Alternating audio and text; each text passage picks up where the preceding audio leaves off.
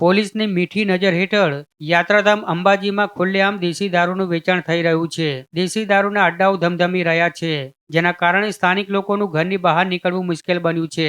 કારણ કે દારૂડિયા હથિયાર લઈને ફરે છે, જે અંગે અગાઉ અનેકવાર પોલીસને રજૂઆત કરવામાં આવી છે, પણ આખરે દેશી દારૂ પીને દારૂડિયાઓનો ત્રાસ વધતા મોટી સંખ્યામાં મહિલાઓ અને પુરુષોએ દારૂ બંધ કરાવવાને લઈને અંબાજી પોલીસ સ્ટેશનમાં હલ્લાબોલ કર્યો હતો.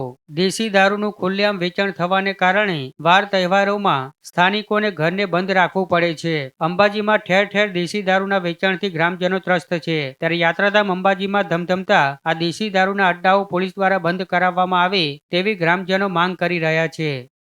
અમે ઘરથી બહાર નીકળતા ડરીએ છીએ, દરવાજા બંધ રાખીએ છીએ, અમારા છોકરાને અંદર સેફટીમાં રાખીએ કે બહાર નીકળશે તો કોઈ દારૂડિયા આવી ચક્કુ ઘાલીને છોકરા મારી નાખે તો અમારે ખાવું પીવું હરામ થઈ ગયું છે.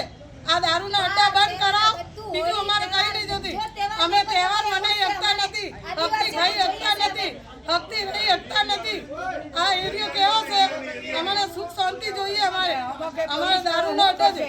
પોલીસ વાળા શું કરશે કે પોલીસ વાળા અમારું કઈ નહીં કરી શકે. જાઓ થાણામાં રિપોર્ટ કરાવો, આવું કહેશે.